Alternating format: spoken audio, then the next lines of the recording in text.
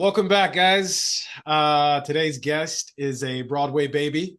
She's an actress, my neighbor, and has the cutest dog on the block. Her name is Tracie Lee. Tracy, what's going on? What's up? What's up? Thanks for the shout out for the Smokey, You my got it. dog, my little pooch.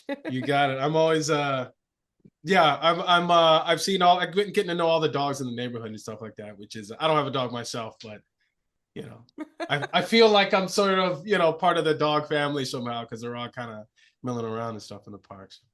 Oh yeah, and you like notice the dog before you really know who's walking the dog. Yeah. You're like, oh yeah, that's Smokey, that's Bruno, that's Eleanor. Great, cool. So how you doing today? Doing okay, doing all right. Day off from the gig, hanging out. Happy to be here. Nice. Well, we're gonna hear about the gig pretty shortly, but first I wanted to sort of get to know. It's a thing that we usually do here. It's like I want to know kind of where you come from. Like, where are you from originally? Oh yeah, I'm originally from Dallas, Texas. Ish. I'm from Garland, Texas, which is like 20 minutes from downtown driving. I grew up there, born and raised. My people are still there for the most part. And Mhm. I moved up to New York City in March of 2015. So I've been here ever since. Garland, Texas. Is that north of Dallas, east of Dallas, west or south? It is northeast. So how far is that from Frisco? Oh, from Frisco, I'd say probably from like where I grew up from Frisco, you get there about 45 minutes. Take the highway. Okay, because I Pretty Frisco's like 40 minutes north, but you guys are kind of breaking off northeast, you said? Yeah, so like Dallas, you like go up, you can go straight up to Frisco, or you can go out this way. So it's like a little triangle. Okay. If I'm thinking of it correctly. And you're way past that. Way past. I'm just like out to the side from Oh, Dallas. okay. If you think about Okay. it that way. Yeah. Cool. Yeah. Dallas, but you don't have much of a Dallas twang. So I do real well to hide it. Oh, I do real well. is it the kind of thing It that will comes out absolutely sneak up. Oh yeah. when you get When like I get angry or drunk? passionate about anything, Mm, angry or drunk, when I get mad, when I get frustrated. Oh yeah, when I talk to like my optometrist on the phone, because I for a long time, probably like really up until last year, I would go home twice a year to make sure I go to my optometrist and my dentist. okay. And I would get on the phone to make the appointment and be like, "Hi, it's Tracie Lee. Yeah, I'm coming back May, and I just needed to set an appointment. Yes, I'm so good. New York is a little cold, but it's fine. Like it pops out of there in places, and I'm like, really? Okay, let's try again. That's interesting. So it's kind of like code switching. Like you're talking to the people back home, but is it like, oh, I don't want to seem like I'm a Yankee, like I'm back east or whatever? I forgot where I come from. Is that like what it is, or is it like a I don't know. I never really thought I had an accent, honestly, until I moved. okay, And because my mom was born in St. Louis, but grew up in Dallas. And okay, my dad was an Air Force kid. So he moved around a whole bunch. So they don't really have like this iconic Texas dialect. mm, Um, but I definitely like grew up and went to school and made friends in Texas. Like I can point you to the country music station. You know what I mean? Like it's very odd because even my sister I wouldn't think has a Texas accent. I feel like I've got the thickest of them. really? Um yeah, it's bizarre. It's bizarre, but it's only every once in a while, I think. Like my friends will be like, "Ooh, uh-oh." And I'm like, "Yeah, that's Texas. Yeah, I'm gonna say y'all. I'm gonna say this. Okay. Okay." I can feel it in the back of my throat. It's like, "Hey, don't forget about me." What are some Texas sayings that like only a true Texan would know? Oh, only a true Texan would know. Um, okay, the other day at work we were talking about like how would you say like places for the top of the show? And I was like, I would say, "Hey y'all, we finna start." Like we're finna go. Like not or fixin' to. Fixin' to is a big one, but I would Mm, say finna. Um uh we have like lots, I mean, there's lots of like southern phrases like Lord willing and the creek don't rise. You say crick, not creek. say it Um again. Lord willing and the creek don't rise. What does that Like, what does that mean? hey, hey, it's kind of like I would use it like, hey, we're gonna have an outdoor party tomorrow. Oh yeah, well, Lord willing and the creek don't rise. Like hopefully it's not raining, or hopefully Mm. it's not bad weather, or hopefully it goes off as planned. Lord willing and the creek don't rise. Like I could pull out so many, but oh yeah, all kinds of weird southern things. So was Garland more of like a small town, or was it like a regular suburban town? You know, growing up, I thought it was small. Like we didn't have like if we wanted to go and eat at a restaurant, we would have to go to the next town over. Mm, Um, like when my sister's 9 years older than I am, so there were when I was in school, there were nine high schools. I think when she was in school, there were seven. But mm-hmm, really, like there were no apartments, there were only homes. So really, like if you weren't like a homeowner or renter and like had kids in school, like what were you kind of there for? In my head, in my very naive young mind. mm, But now there are like when I was in high school, they built a mall. The mall that was the next town over got rid of that, and the mall popped up literally on this acreage across the highway from my dad's house, and it's like this huge outdoor like outlet-esque kind of a mall. And the highway used to end right there growing up, and now the highway extends to another major highway. So it's definitely the burbs now, like without question. But I feel like growing up, it felt very, very small town. And it is still small, but it's absolutely like got a big city attitude. nice. Were there like cow pastures or whatever nearby, or dude ranches, or is that just kind of like a New Yorker's idea of what Texas is like?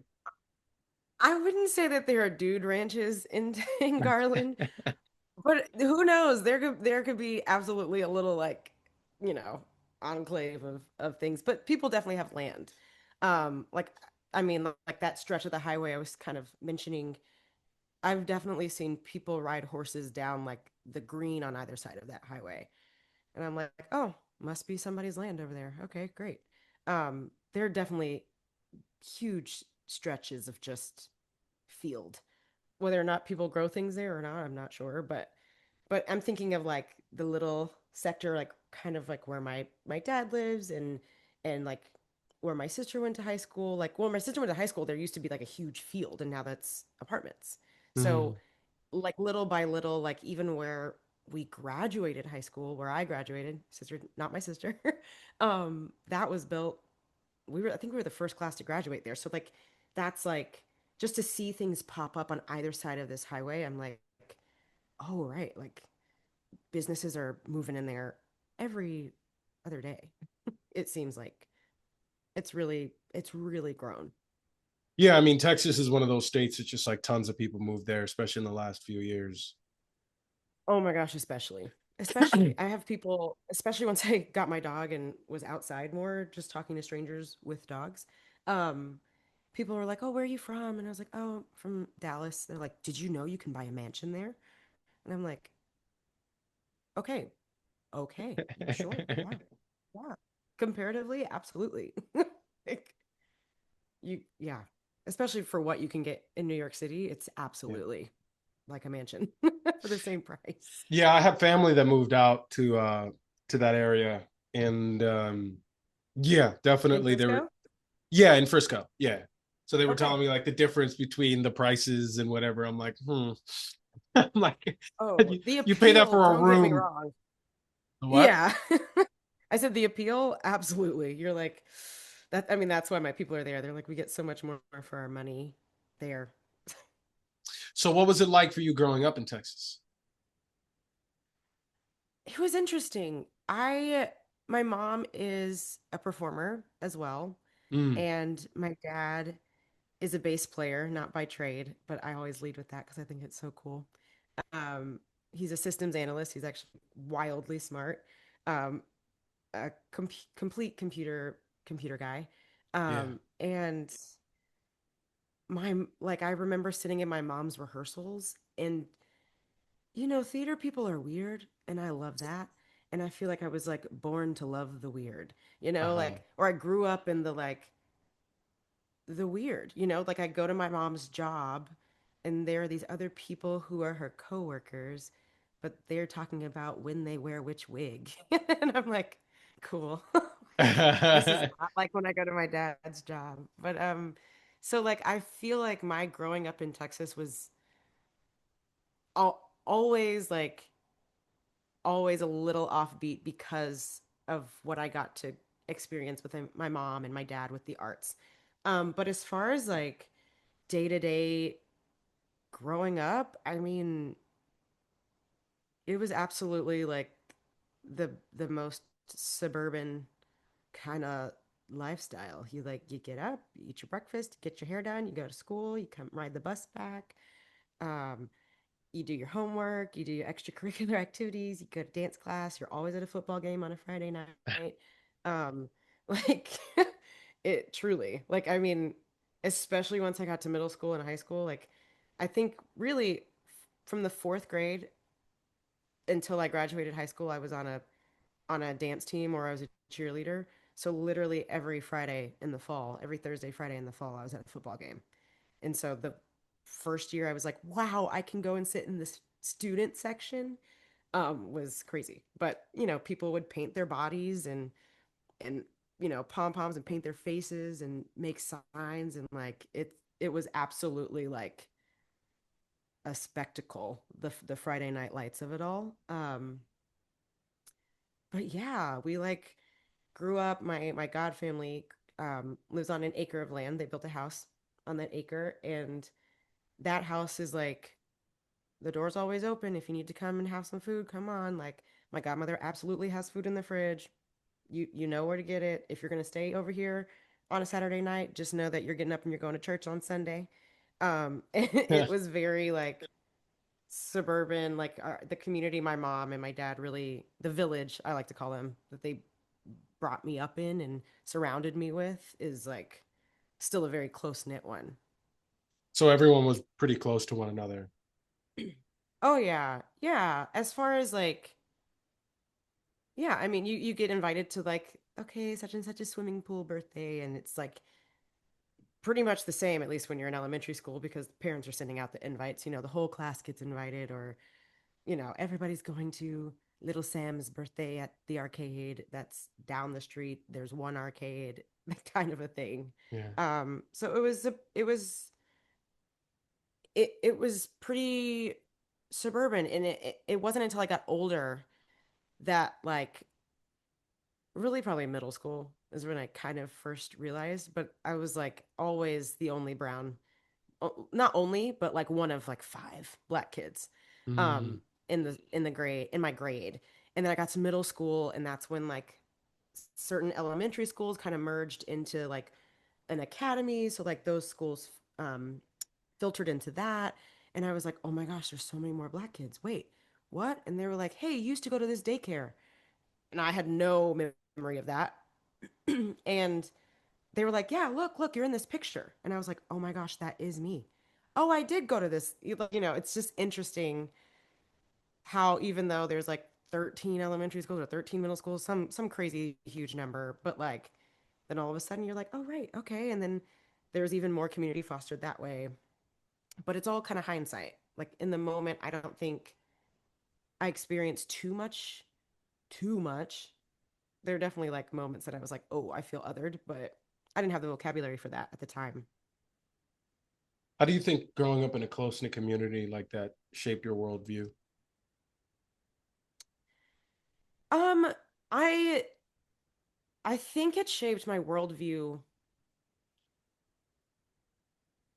I That's interesting. I feel like if you would ask me and someone who went to the same elementary, middle school, and high school as me, that Mhm. same question, we'd have two very different answers. I feel like growing up, I felt like one of everybody else, but I also felt like one of one or one of five, one of two, one of three. I was definitely the only black kid in my kindergarten class. And my mom tells a story about how they went to like meet the teacher, and my teacher was like, "Oh, we love Tracy. She's so quiet. She's so attentive. And don't worry, we won't um we won't make a big deal about her being the only black kid." And my mom was like, "Uh-oh, you just did." So great. We were just trying to meet the teacher. But like the community, like I didn't feel that as a kid, as a kindergartner. I didn't, I was just like having a good time and playing blocks. And I think that's like, if your child can feel that, that's the best thing, because I think that's how kids tend to be. And so as my community grew and as more kids came in and as more lessons became more in depth, and okay, we're going to cover more things in history, and we're going to meet these different people who moved in from a different state or things like that, it shaped my worldview to be like, okay, I feel like I'm a part of this community, this group, this grade, this class, this group of friends, but also like this is somebody else who might be a little bit different than us. So like, let's not be one to like jump or make friend or make fun of, or like I always had that like, I've always had the bone in my body of like, we're not going to make fun of people. Like, bully the bullies, which is not always the best, but bully the bullies. Like, I remember being on the bus and older kids picking on my friend's little brother who's just going to school with us for the first time, and I making fun of him, and I was like, "Hey, sit down. Don't like." Always had a mouth on me, right? Mhm. Like sit down. And so I've always kind of felt like if you don't have community, what do you have? Like if you don't have a good group of people around you, if you can't coexist positively, then like it's not really worth it. So I've always been that kind of loudmouth kid that's really been like, like the group of people around me is so important at all times. And so do you foster that now?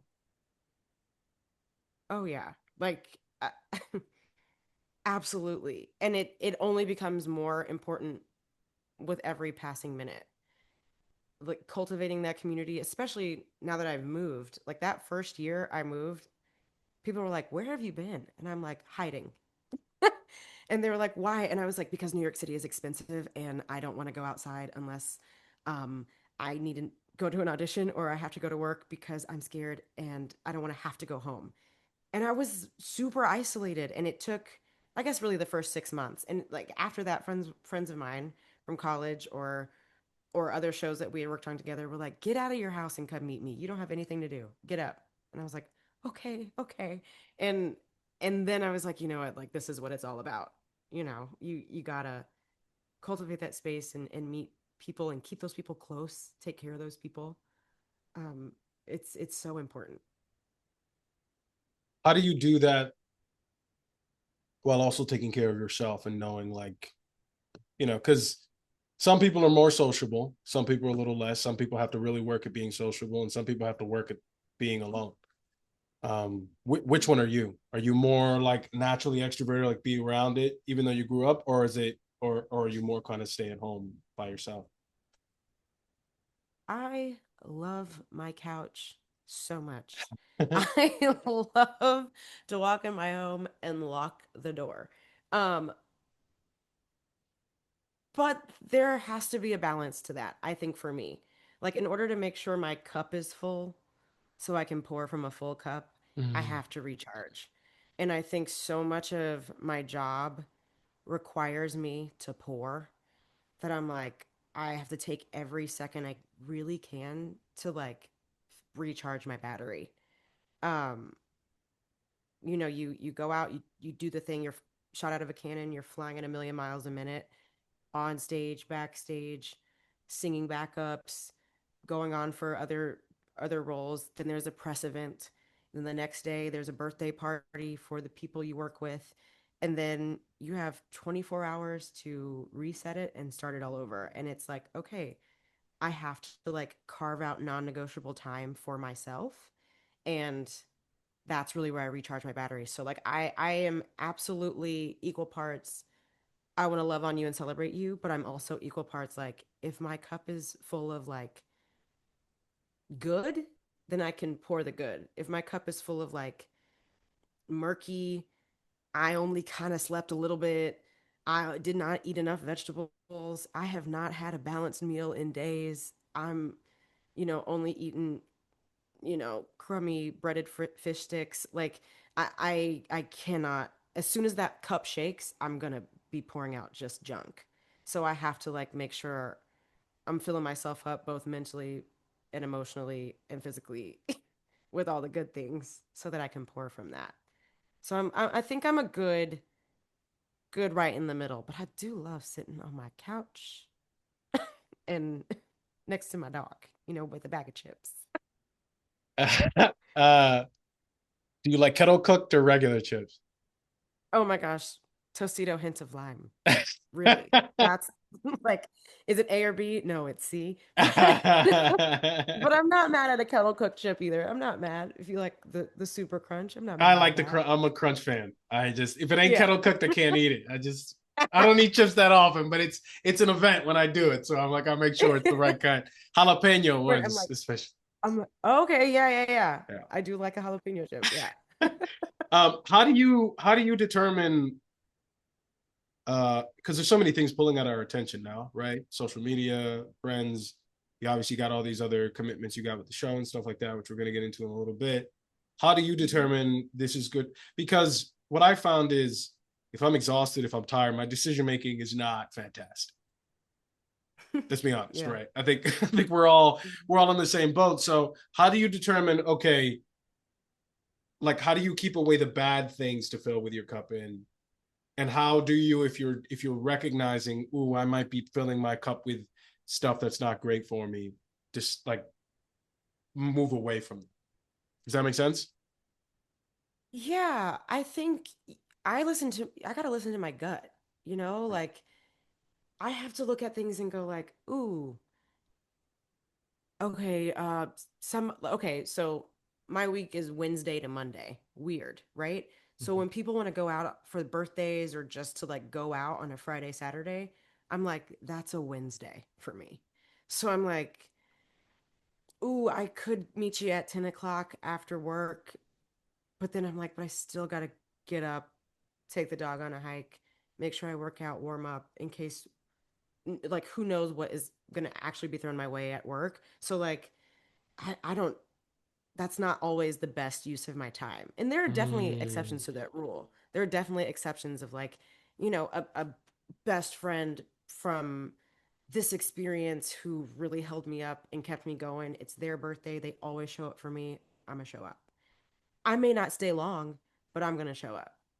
And I hate feeling like you have to rank it, but it's really like it's really based on the scenario. You know what I mean? Like mm, if I know that I'm going to go back into work on Saturday afternoon and do a track that's more demanding vocally, I probably need to sit down and shut my mouth Friday night, or maybe I don't need to like have 3 beers tonight.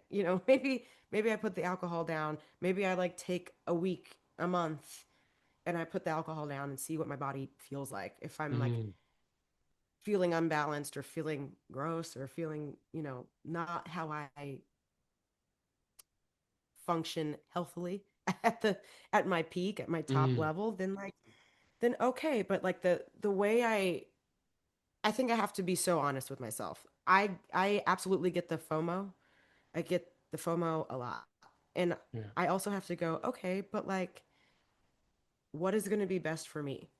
I feel like the Southern hospitality, I grew up with a people pleaser mentality. you're right. And like I had dance team directors yell at me and be like, Tracie Lee, come in here. And I'm like, okay, yes, ma'am. What do you need? They're like, clean my office. I'm like, okay, yes, ma'am. And they're like, no, say no. Oh wow. No, you have to say no. And I'm like, well, that's crazy. Like at one point, I was like running track and choir on the dance team and in theater, and they were like, Tracie, you have to take math. Like, you have to pick. Like, you said yes to Mm, all these fun extracurriculars, but like, you have to say no. And I'm like, but then I feel like I'm letting someone down. But really, if I had stuck with that, like, whoever told me I have to pick was like, you're not going to be able to balance any of this. Like, you're 13 years old. You cannot do it all. So like, you're going to have to pick, or it's going to run you into the ground. And I think having to learn like, I can't be everything to everybody in every moment, but the people who know and love me the most and know and love me, period, are gonna not ask me to overexert myself. So knowing like, hey, I really love this person so much, but I'm really kind of feeling like I'm coming down with something, so I'm not gonna go out tonight. Or, ooh, I'm going back into the show, so I don't really want to go stand at a concert tonight. Or, I hurt my leg, so I don't want to go make sure I'm not hiking through the woods today, or make sure I'm not walking all day 18 miles across the city to further injure myself, or whatever the case might be. But it's really like, okay, if I do this, then what? There's always there's an action or a reaction for every action, right? So trusting my gut to know like, oh, that's actually going to really fill me up to go and celebrate this, or to go and see these people, or to go and see this show. um And if not, maybe there's another time. There's a better time. You also have to think about how you're gonna show up. Like if I'm just gonna go to something because I like invited me, but I'm on absolute zero, then I'm just gonna show up with a bad attitude. Like that's not benefiting anyone either. So yeah. I love what you said. This is really gonna fill me up. Um, I've been on this tip, like, people. I'm the more I go, the more I realize I'm like, people either give you energy or they drain your energy. Like, there's very few neutral, right? And especially the closer somebody gets, like that's really what you find out, because people can hide, but they can pretend. But like, they're like, once they know they got you, then they're like, they start sucking. Like they start sucking, Mm-hmm. or they start giving, and they give, right? And so, and it's tough because, like you said, it's like I grew up in a southern whatever. There's certain social mores and certain ways of being and certain things that you even have to shift your dialect a little bit. That's why I asked you that question, because no, but it's a real thing. Like, people want to be and talk to people that are like them, positive or negative, right? Like, if you're in with a bunch of millionaires, they want to know that you're about the money, you're about getting after it, you're about whatever, like you have the time thing or whatever. If you're around other dancers and weirdos, if you're not like as weird, they're gonna be like, this guy's weird because he's not as weird as we are. Like, Yeah. why are Yeah. you normal? Like, why are you on like whatever? Like, and so getting caught up in those sorts of things can be difficult, and having that presence of mind for you to say, is this person filling me up or is this person draining me, is like so important. And if we don't have that sort of awareness, like, I don't think we can ever be successful, whatever that success means, because people are always going to be kind of pulling at our attention. I say that Yeah. because I just read this in a book, so I'm like Okay. I'm validating what you're saying, because I literally, like, the universe Yeah. literally just fed it to me, and Fresh. It's Tracy's just fresh. like, this is correct. That's how the Well, universe talks to me. Correct. okay, great. It's like a Yeah. video game. 9,000. Nine Like, thousand. my whole You life is win. like, uh, All the coins. Like right. I love it. Yeah, that's so true. Like I feel like in this industry, please, in life, you're so often called to be a mirror.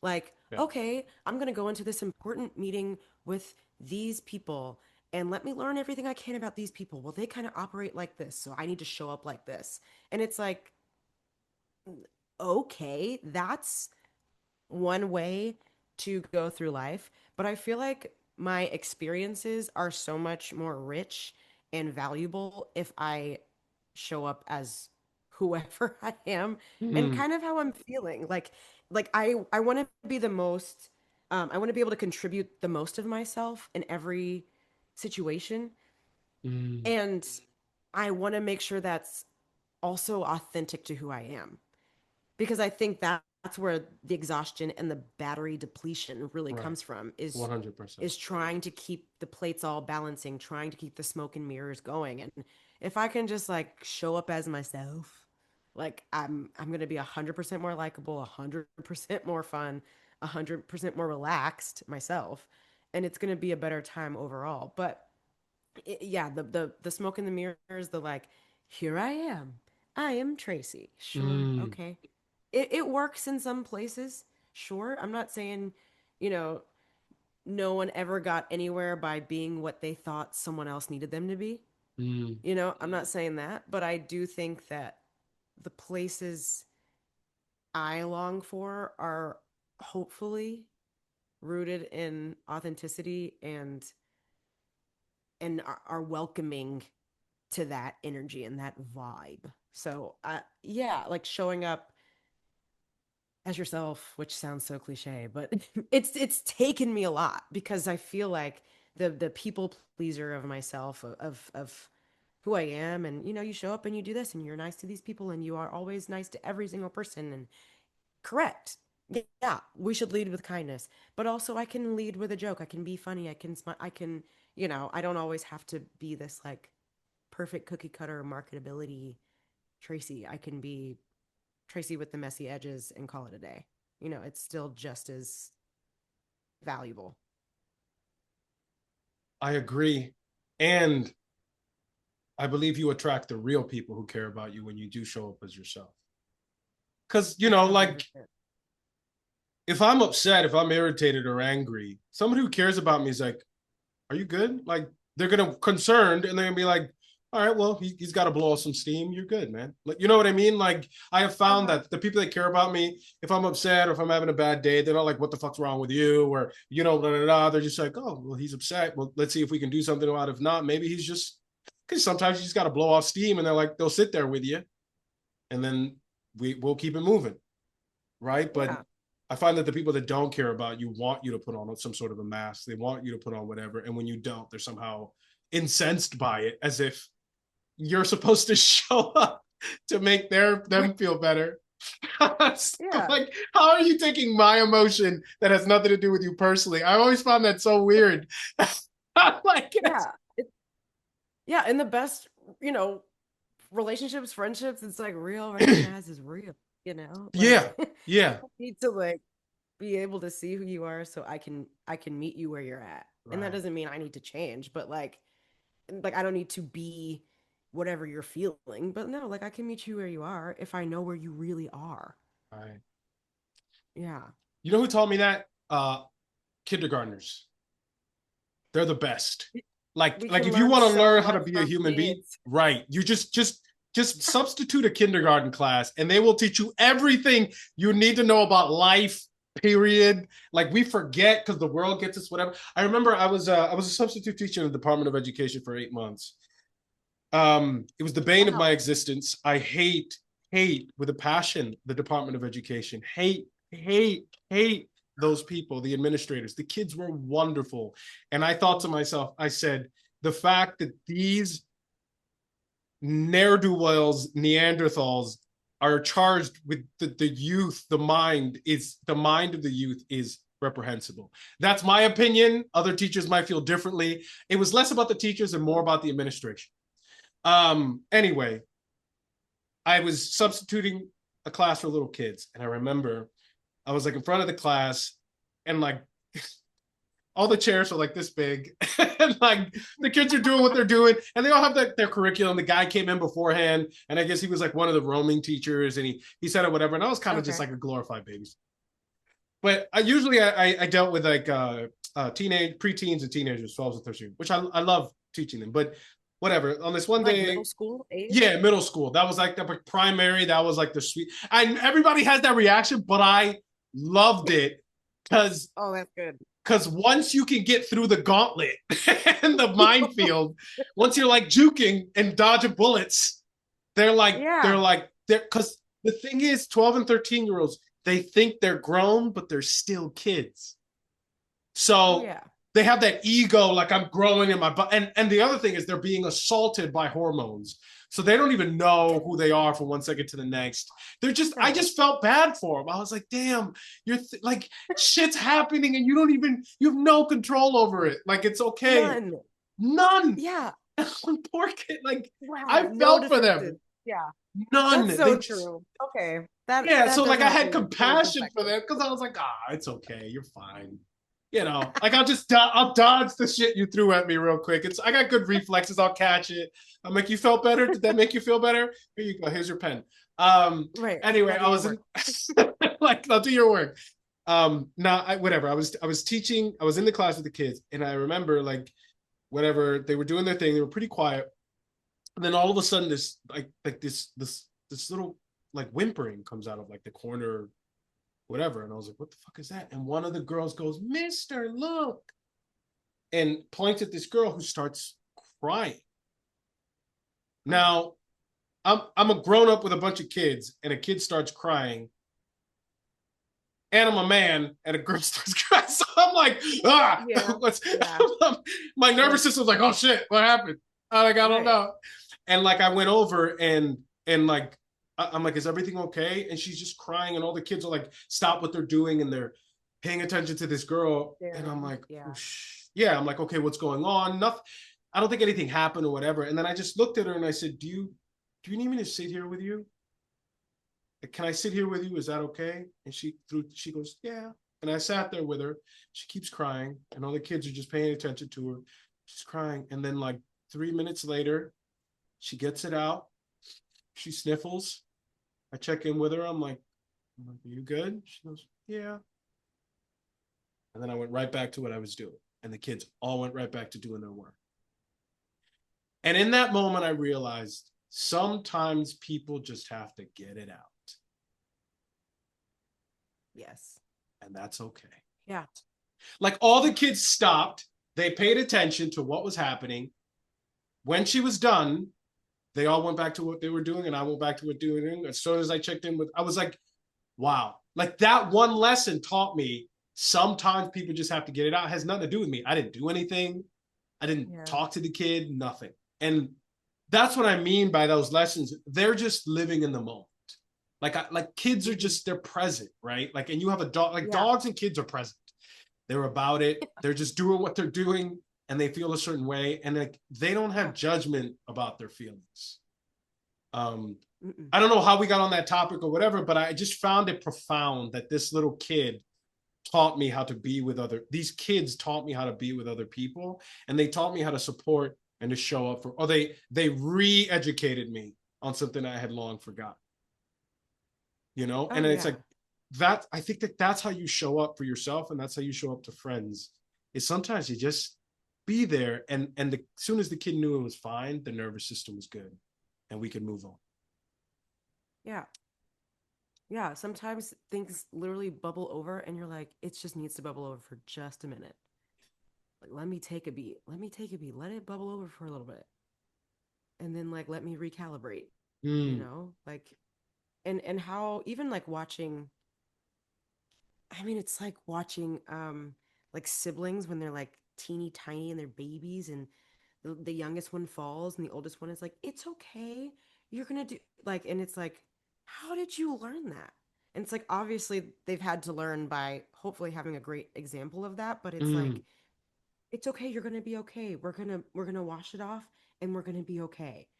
And it's like, oh my God, great. Okay, you're right. Or like, I'm going to hug you. Is that going to make you feel better? And they're like, yeah. And it's like, okay, great. Self soothe. Like, take care of it. It's great. But it's so miraculous to watch, because it's like, how did I forget that? How did I forget that, you know, the the idea of having to take care of someone else, mm. or wanting to provide in whatever way. Like, can I give you a hug? No, I don't need one right now. Okay, can I just sit next to you like you did with that student? And it's like, yeah, okay, okay, great. That could be it. And it's like, kids will teach you everything, man. Yeah, and it's like so I coach Shakespeare, and one thing I try to instill in my students, I'm like, if you watch a baby breathing or a dog when it's laying on its side, what does it breathe with? Like, what does it breathe? Like, what's moving when the dog is lying on its side and it's breathing? Its stomach, its chest. Right. It's a little Yeah. belly. It's just Yeah, the expanding. belly. Yeah. Diaphragmatic breathing. Like they're just Yeah. naturally breathing the way they're meant to breathe. But where do most people breathe? Like they're kind of they have like shallow breath, or they're sucking in, or other Yeah. things are moving, right? And so I said so much of teaching is just unlearning bad habits because you already know what to do, right? Like the flower blooms of its own accord. It doesn't, you don't have to teach a flower to bloom and find the sun. Yeah. It Yeah. just does Yeah. it naturally. That's just what we're meant to do. And I think to your point, it's like as the world sort of gets its hands on you, different opinions, environmental factors, whatever, we get kind of twisted and warped and mangled Yeah. into whatever shape sort of the it's like it's the thing where it's like learn to say no. No, don't clean my office. Like don't clean the Yeah. office, right? Because naturally it'd be like I'm doing my own thing, but the entrainment was be polite, be a people pleaser, be whatever. And Uh-huh. that's fine for polite society, but there does come a point where you gotta undo it so that you can actually live life. Yeah. Yeah. Learning to let no be my favorite word has been a Mm. little freeing, you know? It's like by saying no to this, I'm actually going to have time to, I don't know, clean my house. Is that going to make me feel better? Always, you know? Or is that going to like, by saying no to this, I can take my dog on a longer walk. I know this sounds like how to care for yourself by having a dog 101 this whole this whole like session you and me, but it's like I can do anything with that time. I can do anything with XYZ, and I'm like, you know what, I can't make this today, or I can't do that next week, or I actually am busy. And it's not, I don't mean that to be like say no to everything. It's like, no, you say yes to so much. We have to say yes to so much, like just to be a member in this society, you have to say yes. But there are definitely pockets of time to carve out to fill yourself up, to care for yourself, to care for other people. Like, say yes to that, which has to mean you kind of have to say no to something else. And there's for freedom in that. Yeah, absolutely. Let's talk about how you started singing, dancing, acting, this whole performance thing. Hmm. When that started for you. Yeah. It started, my mom was in this musical called Rockin' Christmas Party in Dallas, Texas. And my sister, 9 years older, had just graduated from high school. She was going off to school. My dad ended up playing the bass in this show because they needed a bass player. My Mhm. mom and my dad were like, "You've got to find a job for Tracy. She's going to burn the house down." And so, sure enough, they were like, "Great, she can come and run crew. Like, she can, make sure all the props are right, and she can make sure the people get their costumes put on. She can zip them up. She can, whatever." Okay. And then at in the last number, I like got to come on and be like Rudolph. Like I put on a red dress and some like light up antlers and did like the little dance with them and whatever it was. And I did that. We did that show. My family, did that show. I want to say for like 4 years, but I think the first 2 years I was like the Rudolph. Then the next year I got way too tall. So then I was like the child wrangler and also ran crew. And then I think the next year they added like go-go dancers, and one of the go-go dancers had to pull out. And so then at like 13, I was like a go-go dancer. Like it was like made no sense. And my dad was like, "You're insane. What do you mean my child is going to be a go-go dancer?" Oh my And they're like, God. "Really? We're just going to put her in some tall boots and like a little like fringy Tina Turner dress." Okay. So like, they made it appropriate and whatever. And Yeah. but it was wild. I mean, hindsight, right? It's like, "Oh, yeah, I did that." But it wasn't really about the performing for me ever. I've always enjoyed the process and Mm. sitting. I got so much out of sitting in my mom's rehearsals and watching how the sausage gets made, just like I got so much of out of like doing the skit. And the amount of play and respect these adults that my mom was working with had for what they did and do really inspired me. Like I was like, "Oh, it's more than just fun. It's a lot of work." And it takes a lot of time outside of this 3-4 hour rehearsal to make sure that you can come into the room prepared and prepared to have a good time, but also prepared to like get get the stuff done. And and running crew, oh my gosh, for years I was like, that's what I want to do. I did not want to be underneath the lights. In that theater that we were working in had a summer musical theater camp that they were just kind of starting. When the first year we did that Christmas show, and so the next year I went, and I was like, oh, this is fun. And then it was just, it was a summer theater camp, right? Like any summer camp that kids go away to, and they're like, oh, these are my best friends. And then school starts and they're like, great, I don't see them. Because also we didn't have the internet. This was before a Yeah. smartphone, a cell phone, or whatever, any way to really connect unless you were calling house phones. And so it was like absolutely like this somehow kind of a secret theater oasis that I got to have completely separate from the school and any extracurricular associated with school. And it felt really cool to like have. And then all of a sudden I had like 3 or 4 other friends from school would come with me, and they would do the theater camp too. And like I think lots of us actually live up here in New York doing various things on every end of the industry. And it's amazing, one, to like see that where we've all ended up, but it's also like, I don't know, has a special place in my heart. But that's where I really got bit by the bug. I like went to these summer musical theater camps. My mom was really good friends with the people who ran that camp. And by the time I got to college, I went back and I interned at that theater. Um, I also worked there. Did I work there during high school? That seems like a tall tale. A tall tale. See, there's Texas. A tall tale. Tale. Oh my goodness, I can't get out of it. That seems like a lie. But I stayed really connected with that theater. Whether they were like, hey, do you have time to come and run crew? It was like 45 minutes from my house, so it was Mm. far for sure.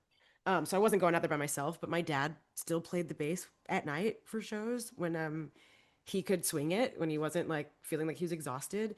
Um, they're like, Tracy's here with her mom. Okay, yeah, yeah, great. Saying hi. And I ended up like babysitting the artistic director's kids for a long time. Like like I really found a theater home there. Um, and I kind of like NFL players, like they've been playing football since they were like in the fourth grade or in Mm. the third grade, like since from the time they could hold a ball. I feel like I've been wrapped up in the performing arts since I could like hold the ball, since I could be around it. And I've loved it ever since. What was the character from Gypsy, the girl that grew up? Oh, right. The wait, the you're talking about the one who's like Baby Yeah, June, who's like, Baby June. right. See, like there could be like that could have been my trajectory for sure. But I feel like I feel like at one point it was like left or right, and I absolutely like went right. Like I don't feel like that's so important because I think I'm painting that picture, but it was like not exactly that. Like I was still I'm not very judging. like I mean, clearly it's working for you. So, right. But I mean, well, you know what? I loved it, and then, but I also really loved being a kid. Like, I really loved nice. hanging out with my friends at school. I loved my high school. I loved it. My my sister feels like it's a little bit of a cult, but it's not. But whatever. But like, Why I does she really feel that way? loved because like at the time, Garland High School is it's like the biggest and the oldest high school in Garland, and so the other ones are smaller, like the other floor plans of the other 9 high schools like mirror each other, or other 8 high schools mirror each other. Garland's the only one. Whatever. It's big and had like big macho energy. So I like love it. we're Were always like, you? Was the oh, football we team were like good? the was the football team good? Well, of course. Like the first, like my junior year, like I can recount this, and this is literally why it's a cult. But like my junior year, we went 3-8, and we were like, why are we losing? This is crazy. We don't lose. Like, but yeah, I mean, I mean that's only because the guys I grew up with got handed a football by the the first time they could like waddle, and they were excellent players, and they grew up that way, and we grew up cheering for them. But yeah, it's like, oh, I don't know how I got there. No, we were talking about why is it a cult? Your sister said it Oh, was why a is it cult. called? Yeah, but like, so I was just saying, I loved like being in the culture of my high school. Like, I loved being on the dance team. I loved being, like in a leadership position there. I loved being in the choir. I loved being in the show choir. Like, I really loved that kind of like performing, but I also loved doing it at my school with my friends. And Love it. so, like, at one point, my mom was like, "Do you want to go to the performing arts high school in Dallas?" And I was like, "No." And she was like, "But you want to do this? Like, what do you mean? Like, this could be a great opportunity." And I was like, "Well, but I, how, like, what am I going to do on Fridays in the fall? Like, I have to go to the football game. Like, am I going to be able to do that?" And she was like, "That is crazy, Tracy." Like, I remember her being like, like, you can still go to the football games. Like, what do you mean? And I was like, "Yeah, but like, I've always been on the team. Like, there's not a team there." And that was like, I was like, no, I made a decision, and I'm glad I did. Like, I did not Mm, go to performing arts high school, which I would have like had a, a bigger knowledge of what I do now, right? But like the things I got by just being a kid were so valuable. Like, I I don't love, I don't know. Like I think you might have made the right decision in the sense that they did like a thing. Obviously you have like the Tiger Woods story and stuff like that, where he was like swinging up things since he was 4, but like they did like an analysis. I don't remember where I saw of like world class athletes, and many of them didn't do the thing they're doing until they were like teenagers, but they just did all this other shit. Like they just like played all these other sports or had all these other activities that when they went to yeah, do the thing, they had all these different reference points from all these different sort of disciplines to add to it that they would not have had if they had just singularly focused on that thing. exactly. It's such a like life experience, and to be around different people than what I would assume the people, at theater school, at performing arts schools, not to knock them, but I just feel like I was in such a like microcosm of like people and experiences and cultures and whatever. And I could have had that exact same thing at performing arts school, but I'll never know. But I loved the culture of my public high school. I just freaking loved it. Like, I had a good time. Can And you so remember? like, Can you remember any of the yeah. cheers? Are you kidding? Yeah, absolutely. Give me one. Okay, I wasn't even a cheerleader in high school, but I remember it. Okay. Hey. Okay, let's say Rangers. Okay, great. Hey, gang, are the Rangers gonna win the game? Well, no. Who is it? Yell it, spell it. G G G A R. L L A N D. G-A-R-L-A-N-D. Garland, Garland, Garland, Garland. Yay. Owls. And then if you were a senior, you got to go Seniors. Seniors are the best. Only if you're a senior. I love it. Oh, Oh, that was I played football and I don't know if the girls realized what it meant to have you back there. You don't I'm not kidding, like win or lose, it was like like the girls are cheering, like it's okay. It's gonna be fine. Yeah. Like because they're like you hear like the pom poms and you turn around and they're doing like their thing and I'm like, oh, okay, cool, everything's fine, it's fine. Okay, We're everything's gonna good. our Yeah. asses kicked, but the girls are cheering and appreciate the girls. I remember the cheers like beat Right. aggressive, beat aggressive. Exactly. Yeah. I was like we were like on the 80, like the band and the dance team are next to each other in the stands. So Yeah. like we've got like 80 girls sitting like 5 rows deep, like Oh, you back. guys danced on the bleachers. Yeah. And then like there are Oh cheerleaders on the yes, front. So they would yeah. like lead it, but like that cheer is called like Hey Gang. So the second they would start Hey Gang, the entire like the band and the dance team would like stand Oh, up and just screech. Like we had oh, the cowbells that were ringing, like like everybody's in a sequin uniform. Like it's like such an ordeal. And like really the pandemic rocked it. Like I ended up going back because a friend of mine now coaches at our old high school. And I was like, "Hey, I happen to be in town. You have a Thursday game? Great, I'll go." And I like got to the stadium and I was like, "Okay."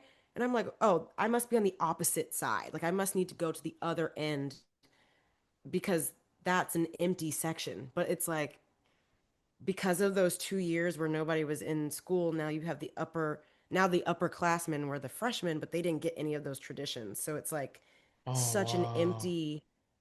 It's wild, and like even like I know the principal there, and I know like the directors that are still there that I went to school with. They're like, it's crazy. Like we don't know how to teach them what it is because we've never had to teach them because we had a whole student body who knew the traditions or the cheers or the Oh, what you do what at a fourth quarter. Like the band plays "Hey Baby" at the fourth quarter. It's just like so like Garland, especially high school, the one I went to, is so rooted in tradition, and it's like the lifeblood of that place a little bit. And so like mm. to see it not there, I was like, that's so interesting. They're like, we've never had to teach kids the words to "Hey Gang" to that cheer. I was like, oh yeah. They're like, how'd you learn it? I was like, I listened to everybody scream it every pep rally or every football game. It's like interesting to see like some of those things fizzle out because they just had no idea. Or like even just like the tradition of going to the game. It's kind of crazy. So like then I could see the team and the band really be that student section that wasn't really there. It was so interesting to me just because it was such a thing. Like if you weren't at a game on Friday, you must have got grounded.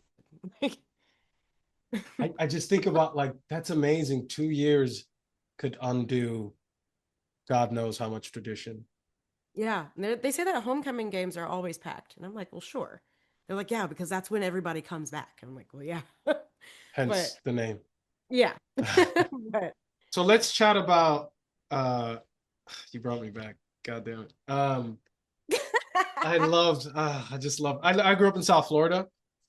okay, And okay, football is almost as big as it is in Texas. Like absolutely is.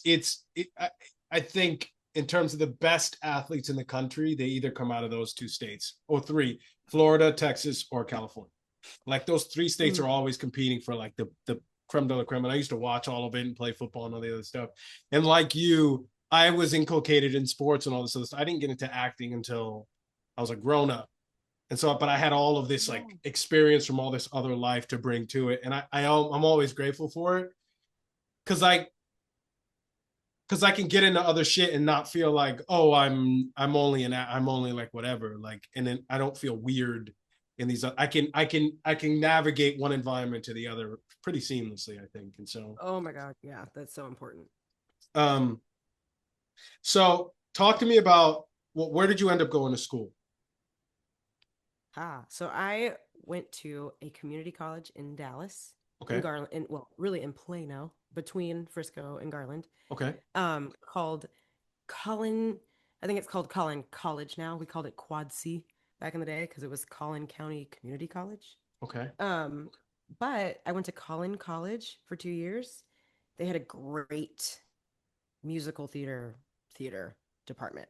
Still do have a great department. Great people. They're working. I got so much from my time there. Mm, So much. I got the onstage time, I got the personal time. I all my classes, I loved every single one of them.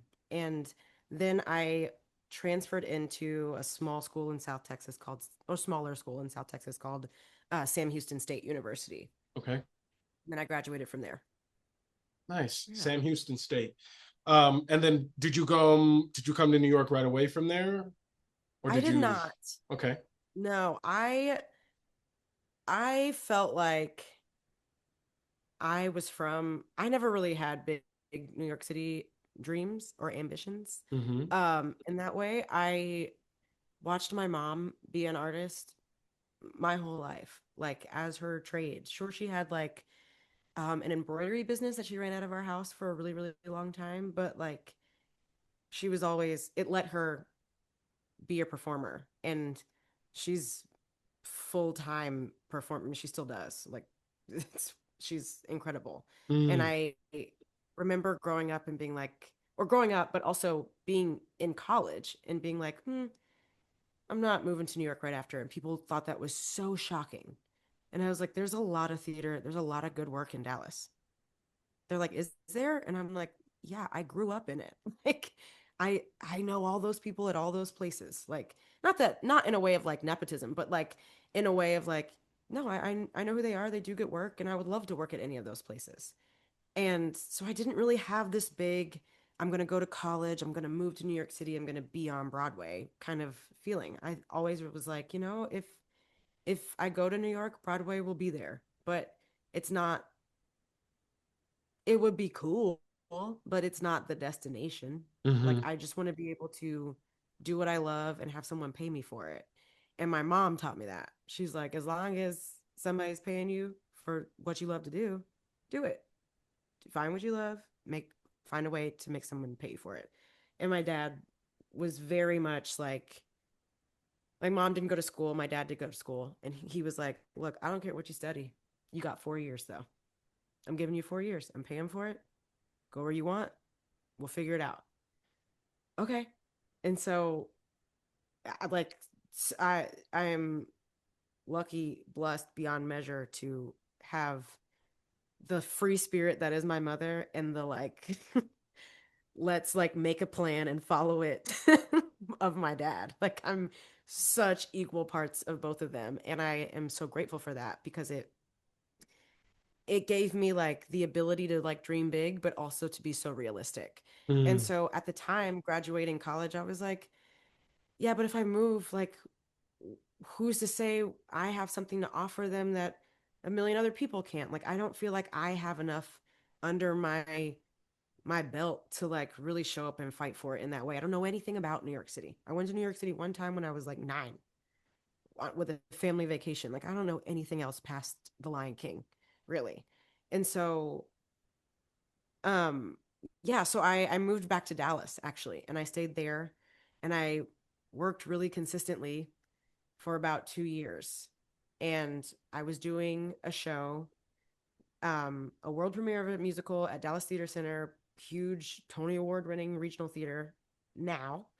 Um, that I had kind of worked with in like, I guess, 2 years out of high school. So I'd worked there a little bit before, but it was still like, and still is like the theater to work at there. And um, I was working on a world premiere of a show called Stagger Lee, and it was written by a man named Will Power and directed by a woman named Patricia McGregor and choreographed by Camila Brown. And like, talk about heavy hitter after heavy hitter after heavy hitter because they're everywhere right now. Like, Patricia McGregor is over there at New York Theater Workshop. Will Power just wrote Memnon that was over at Classical Theater of Harlem this summer.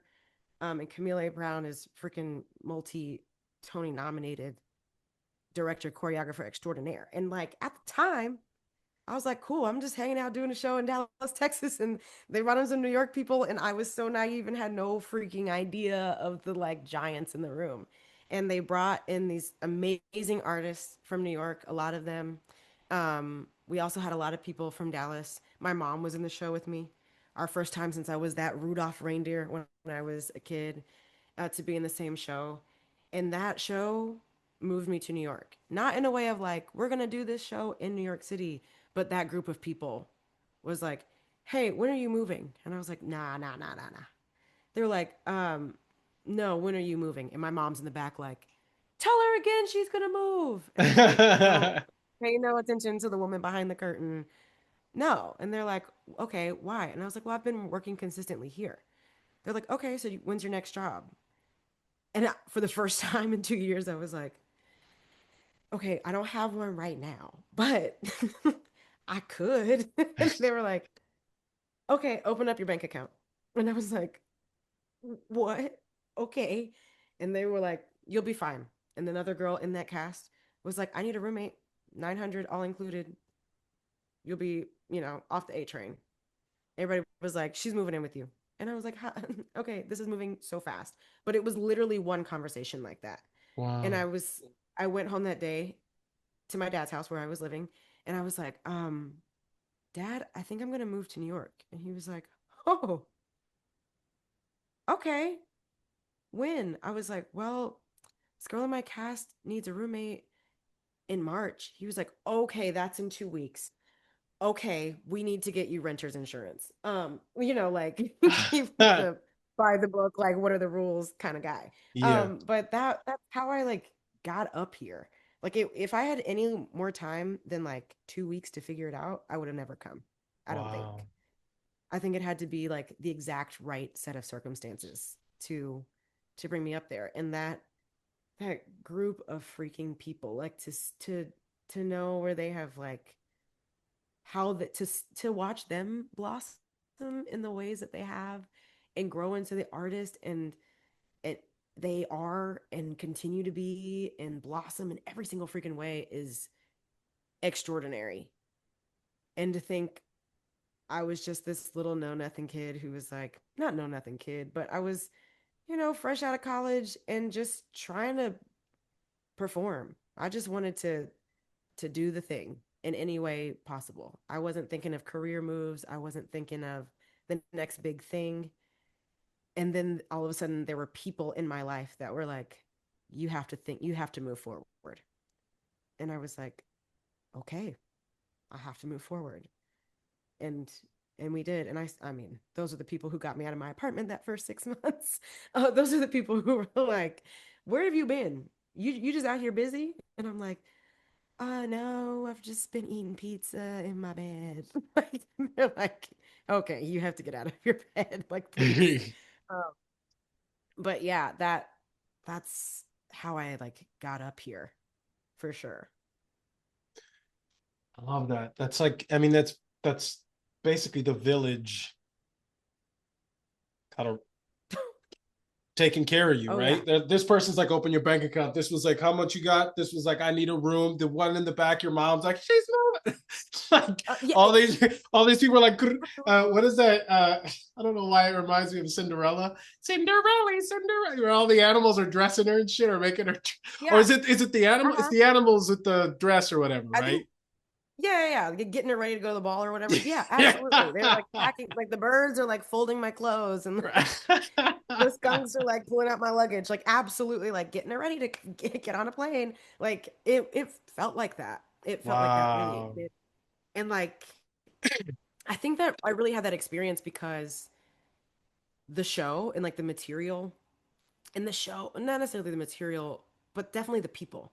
And Mm, it was like Stagger Lee was a piece that was basically the Black experience in America from the 1900s to present day. mhm, So it was like you followed the same people, the same for two couples, and the next scene it's the 20s, the next scene it's the 30s, the next scene it's the 40s, the 70s, like the 60s, the 70s, the 80s, 90s into today. Um, and it was so interesting because I that's mean, cool. and That sounds cool.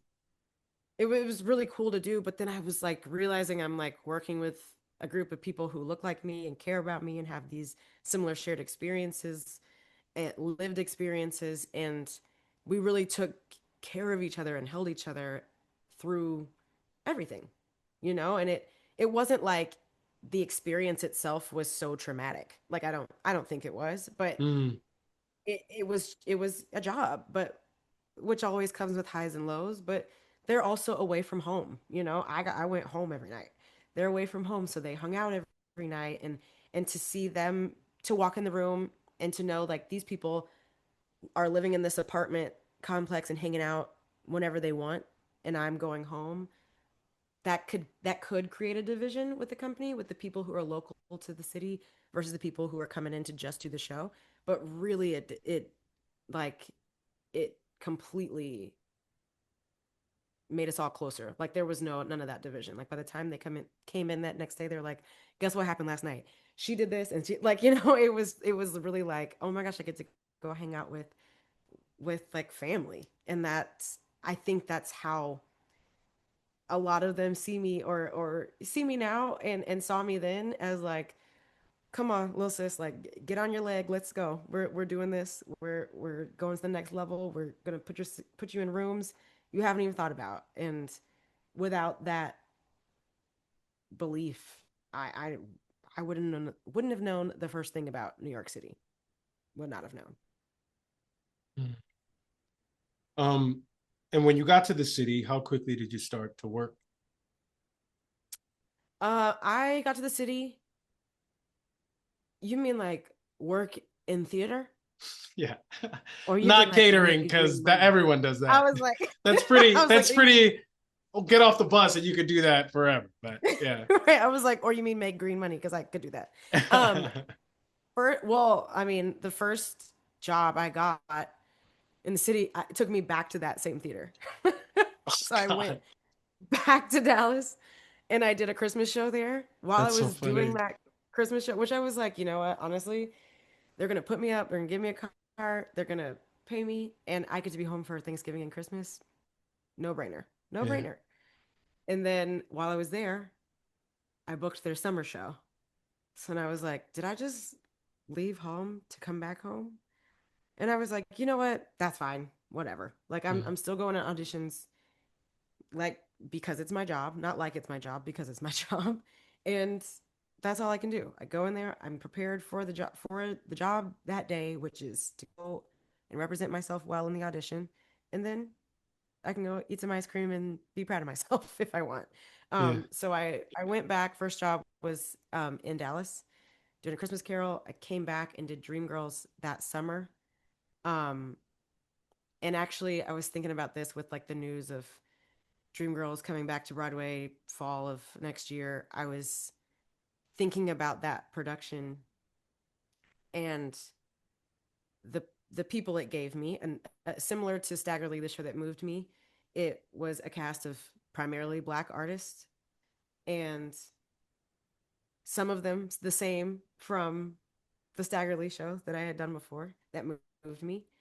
And I was thinking about like I remember we called it we called one of my friends' apartments who was came in from New York also. We called his apartment the Black Student Union. Mm. Like every day after rehearsal, we'd walk across the street to our housing and we'd go up and we'd go to his apartment.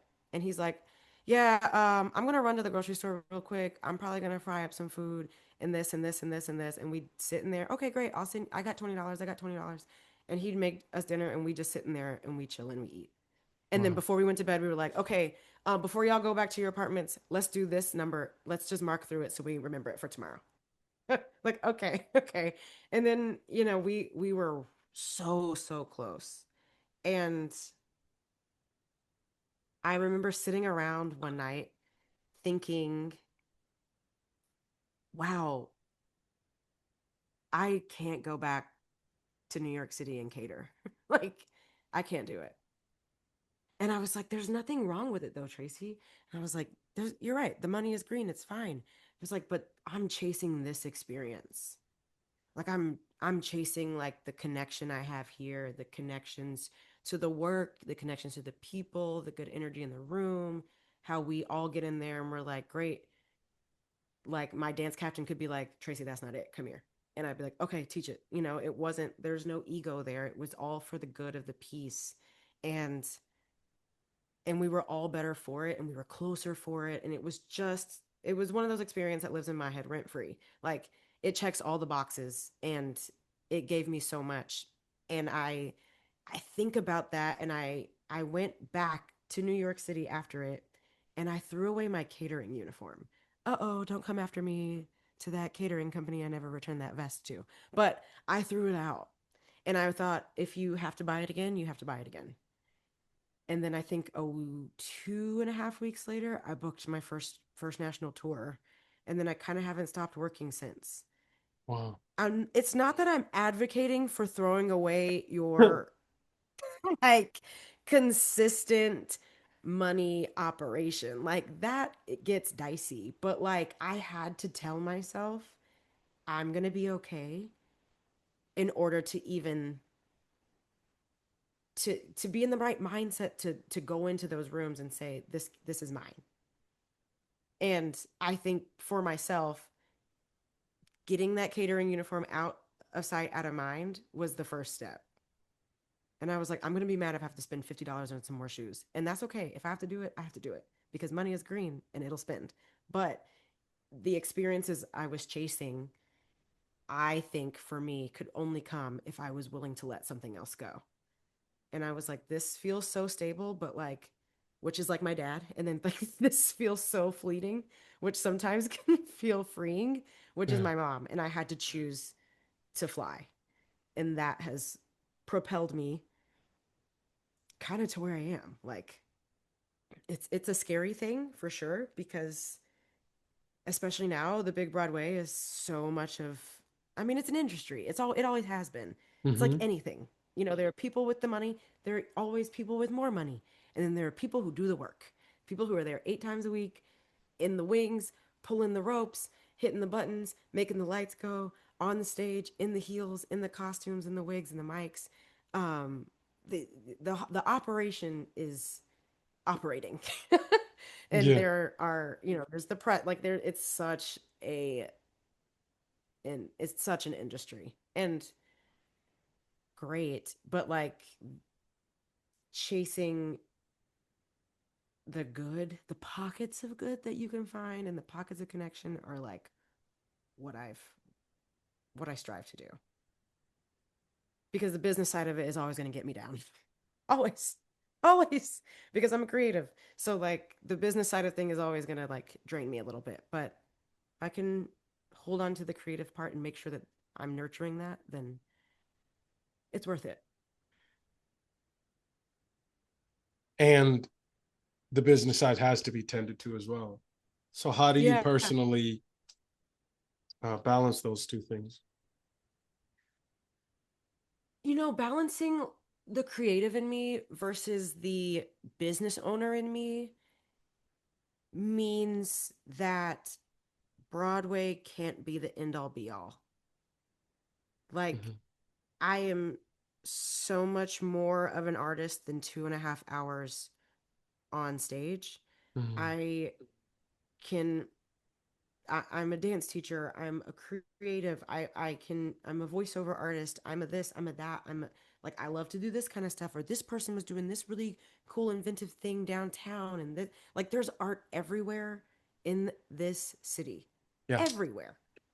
And and while Broadway in those 12 blocks absolutely is funneling money into this city and really a part of its infrastructure, like, they're just, if you know, the day that I'm not on Broadway, I won't be less of a person and or less of a creative or less of a business woman. I won't be. And the destination, I would tell us to anybody looking to be in the industry, it's like, yes, the big Broadway credit is something. Like, to say, Hmm. oh, I was on Broadway is a thing, is a big thing. But that doesn't invalidate all the other important, cool, amazing work that you've done elsewhere. Like, I've loved my experiences on Broadway, but I think about that Dreamgirls experience all the time. Wow. I think about those people and how I adored going to work every day. I loved getting up and crossing the street and going to work. Like, it was everything. Or like, touring is a nightmare and it takes a strong disposition and a mindset and it like and a really good set of organizational skills because you got to pack everything in 2 suitcases. Like, it requires everything of you and to be away from home and away from loved ones. It like it demands everything, but if you love that material or love those people, oh, it makes it a lot easier. And sure, there are times where you're in a show that you may not love. That's okay. You're with people who may not feel immediately like family. Okay. Or may not ever feel like family. Okay. Well, that's business, Tracy. You know, like, great. Then I have to get in. I got to get up, get in, clock in, do my job. I can clock out, you know, and like, then I got to find a way to fill my cup somewhere else if it's not coming from work. So the balancing of those two, I guess, personalities, personas, I don't know what to really call them, but like the balancing of those two things, the creative and the businesswoman, is like every experience is different. Every experience is gonna challenge and require more of them in a different way. Some jobs are going to feel like much more fun than business, even though it is both, and vice versa. But finding that balance, I mean, well, I guess it's tricky. It's tricky. It's tricky. Is that the Um, question you were asking me? that's a perfect answer. Okay. I'm Uh, queen of a tangent, so. the tangents are good. When you first got to Broadway officially, were you Mhm. like, I'm on Broadway? Or were you kind of like, oh, I'm on Broadway? Was Oh, it absolutely B.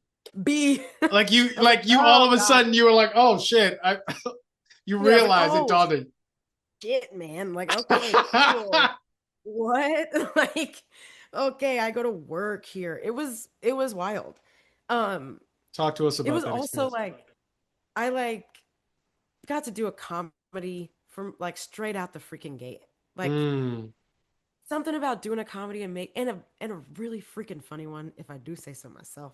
Like, so there's really nothing like making strangers in a dark room laugh for 2 hours. yeah. There's nothing like it. And I didn't realize that until I did a comedy.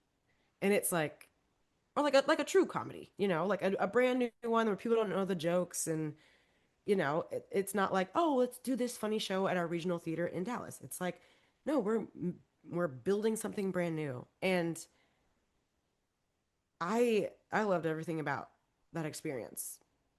It different from other experiences that I love and I go back to all the time, but I could have thought of no better way to make my Broadway debut. I was also a swing, so I was covering five five tracks in the show, which is not near as many as other swings and other Broadway shows, but in ours, I just had to cover five. Um, it was a country musical, so I got to sound like I was from Texas every single day. Um, I got to do a lot there. I was an assistant dance captain. I got to be the lead. I got to be in the ensemble. I got to do all the cut tracks, which means I got to, you know, sometimes move furniture pieces that people don't usually move because we're down too many people because there's COVID in the building or there's the flu or, people are tired that day and need a day to reset. So I got to do a lot, which admittedly the workaholic in me was thrilled about. Yeah. Um, and I was also working with people who understood when I was like, I just want to read my book. I'm not on stage today. I'm gonna sit right here and read my book. I don't want to go hang out and talk. And they're like, okay. And they would leave and go hang out in another room and talk. Yeah. So it was truly, it felt like the best of both worlds. There's always, business things, but it's fine, you know. And in the grand scheme of things, I walk away from that experience with a building full of people I love and respect. And it really doesn't get much better than that. Like I wish I could be like, ooh, well, the drama is, but like, whoo, it was great. It was great, but and it was also like it's also like, you think like, oh, Broadway, it's gonna be so much different. And it's like, it's still just talented people telling stories. Mm, Like it's still like, I mean, you look around and like we had a Tony Award now winner and another Tony nominee in the later season, but like I'm like, these people are incredible. And I'm like, yeah, but you get to work with talented people all the time. All the time. These are just the exact right people who are exactly supposed to be here at this exact right time. If that makes any sense. So it was amazing to feel like, whoa, shit, man, I'm on Broadway. But it was also cool to be like, whoa, I'm still with really talented people. Like we all know what to do now. And it was like, okay, let's deliver. And I loved it. I think that's amazing to sort of. I know that I had waited so long to like arrive. I thought it was like a special room somewhere. Like I was Oh. convinced there was like a room, like whatever. And people are like, oh, you do get in rooms and stuff like that. And then when friends of mine were winning Tonys and teachers Mm-hmm. of mine were winning Tonys, and I was in a film that was at Cannes, and this person was a Yeah. series regular that I went to school with, and da da da. And then I started like my other friend just optioned a show. You know, I'm like, Yeah. oh, I am the industry. Like I was like, oh, I can't wait to break into the industry. I was like, I have these people in my phone and they're on TV, and I just saw them in a commercial, and I was in a commercial, and I'm like, wait a second, it's really wild. It's wild, right? Like it's all of a Yeah. sudden you're there, and then it's for me, it was a bit anticlimactic. Some of it was like, oh, okay, I guess I got to go to work. Yeah. Right. Okay. I'm going to the job today. Yeah, exactly. Like it feels like, whoa. Like I think the feeling I had of like, whoa, was like when I got the offer email. Wow. I was like in a TJ Maxx in LA doing I was touring and I was getting stuff from Secret Santa and I like happened to go back because we had a layoff week, whatever. I was back in the city, went in for the callback, didn't think Mm. anything about it. It was weeks had gone by. Fine. I'm I'm in LA doing this job. Fine. I'm getting Secret Santa stuff and I'm on the phone and actually I'm not on the phone. I have my headphones in and I heard the sound go off and I'm carrying just like trinkets, TJ Maxx trinkets, it's like weird off-brand things that are like randomly delicious. And I'm like, okay, I'm the next person in line and I hear my phone go off and I'm like, what is that? I got an email? Like, surely this isn't work emailing me right now. And it was like, Tracy, offer, Broadway. And I was like,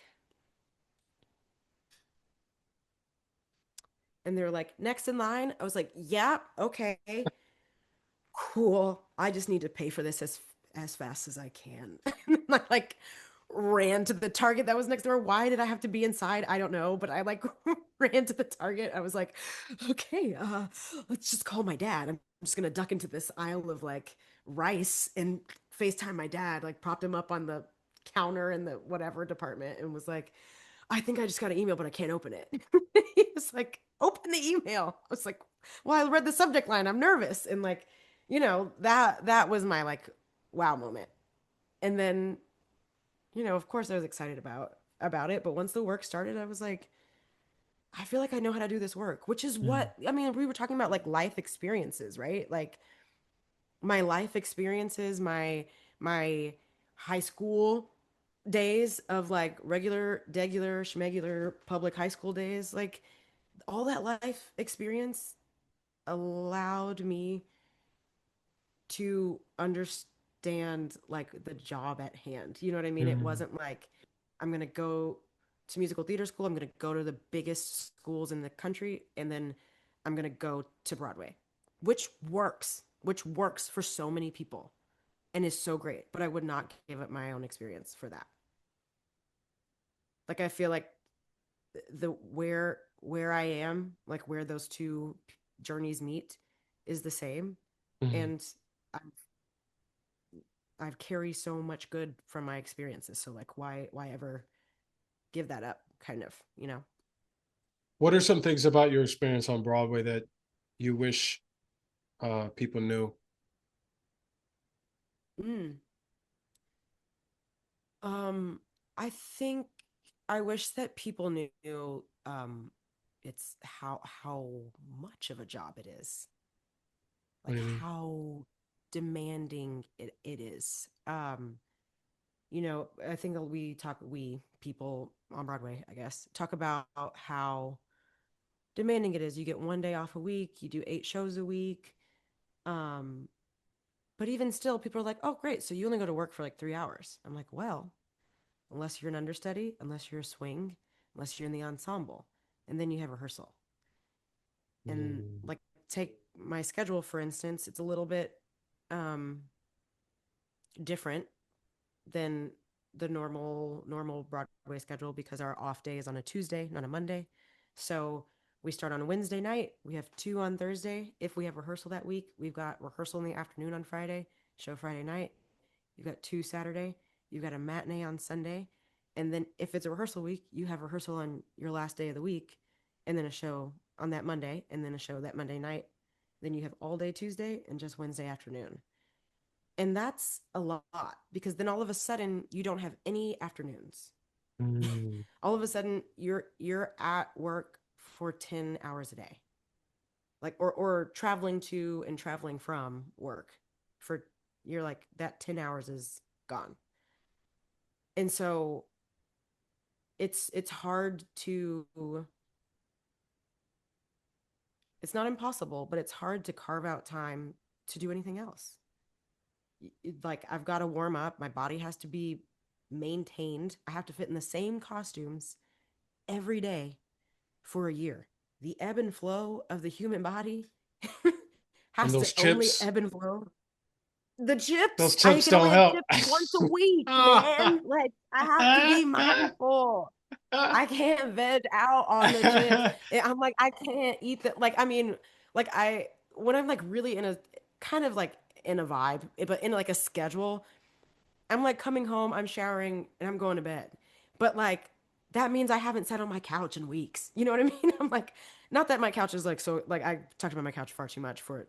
I've given it so much credit. But like Any like couch. thank you so much. Any couch, any like relaxation. It could be a beam mat. Like it Right. like sitting down to like feel this sense of normalcy, especially because I grew up in the burbs and my dad had the 9 to 5 and you know like that sense of like okay, I'm home from work and I'm gonna like relax for a second, decompress for a second. Like okay, but that can only be so long because I'm trying to have like a little bit of time in the morning for myself, you know? Right. And so as much as I work at night, like mornings are so important to me. And it's hard to do that. It's hard to make sure you get the amount of hours of sleep that your body needs to function and rest that your body needs to function at this high level, but also like have the brain power and the wherewithal to like show up for your people or like call your mama and check in and like oh my sister's going through this or my aunt is going through that or there's a birthday party fun but exhausting, you know? Yeah. And it's such a like you miss out on a lot, you know? You miss out on the weddings, on the birthdays, on the family trips, on the girls' weekends. You miss that because you're my weekend job is people's weekend day away, day off. Right. People come to my job to hang out, and it's like great. I like Friday's my Wednesday, so it's it's a completely different lifestyle, and I would want people to know that it's a lifestyle that these artists have chosen, and we dedicate so much time and energy to what we do because we have to do it, because anything less than that is not worth the price of your ticket, and Mm. it's like now with the social media of it all, and of course all the bootlegs in the world, whoa man, it's like the pressure is on, because then like what sucks about it is that then there's always this video on the internet that someone took, but they have no idea that like this person's kid was sick that day and they had to go get stitches that morning and they ran from the ER when the babysitter got there so they could come to work and do the show, and they're getting updates every time they walk off stage. No one knows that. No one knows that like oh, people bought tickets months ago to see this person in this role, but like they're actually violently ill and their understudy is so well prepared and so great in this job, and they're on that day. But all the internet can talk about is how this other actor let them down and the understudy couldn't be that good, and it's like insane. It's like wow, wow, wow, everybody's a very talented person. That's crazy. And it's like we also have so much life to handle, just Yeah, like yeah, yeah. anybody. And we have to do it in a different set of hours in the day. It's you Mm. got to reorganize a lot of things. Um, there was a woman who is a mom, um, who was in our original company, and to watch her just for the year that we worked together, she's on to other shows and other opportunities, and to watch her balance being a mother, being a parent to a to an amazing little girl, and also live a full life on Broadway it blew my mind. Like, of course, I watched my mom be an artist, and I watched it as well. But to watch it as an adult, to know what it takes to keep me alive, and to watch her do that for her daughter, I was like, wow, this is inspiring to know that it is a possibility. People do it, to know that people do it and lead full lives, and their kids are happy and healthy and functioning and excited about all kinds of activities. But it's such a difficult industry, and it's hard to balance, to make sure you show up for all your people, for your kids, for your animals, for your partners, for your roommates, for your best friends, everybody. It's a lot. And to give the performances that I've seen these people give day in and day out, like it's a machine, that's not just God-given talent. That's years of dedication and discipline to make that happen, and studying and understanding your body as an instrument, as a muscle, as a machine, to do those things, and also to realize sometimes machines need maintenance. Mhm. Yeah. So I'd say be kind to the people who are on every day. Be kind when those superstars are out of the building. Be kind to the people who are on for those superstars. Like, you always run the risk when you buy a ticket months out and travel to New York that you might see the understudy, you might see somebody else go on, but I hope that people would understand that sometimes, you know, those rock stars need some time away. I had never considered. I mean, as an actor, I would never be like this piece of shit. Like never. Yeah. I know what it is to do it. I'm an actor. Oh I yeah. coach actors. I produced actors, directed actors, all of it. So whatever. Yeah. But it's I had never considered it from that vantage point that like somebody would buy a ticket months in advance thinking they're going to see whomever.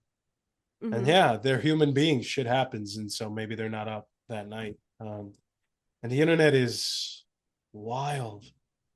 The internet is wild. Like there's something about the internet where people feel as if they can say whatever to whomever, however they want to, and shit you would never say if you saw them. If they were across the street and you could get away, you still wouldn't say the shit you say on the No, internet. never. If Never. if you were in a car driving and you saw that person, you still would consider it not saying it. If And go ahead. No, yeah, man, people are diabolical. Like the trolls on the internet, they don't get sick. Like they don't call in, they don't call in sick from trolling, Like they're always ready to go. And it's like, y'all have to find a hobby. This can't be it. Oh, of course. Well, that goes to what I was about to get to. It's like people that are doing it they ain't doing that. Like people doing it are not. They're not doing that because they're doing it. They're in it. There's an old. I think it's a poem. I know it's a book. Teddy Roosevelt. He wrote about the man in the arena, and the basic premise is Mm, basically like everyone is a fan looking down at the man in the arena, but he's the one in there. You know yeah. what I mean? Like everyone has something to say, but he's in the arena, Yeah. and it's just it's easy to do that. It's easy to criticize. It's much more difficult to understand and Oh yeah. to have grace, I think, and it takes humility. And it takes you humbling yourself to whatever process you're into.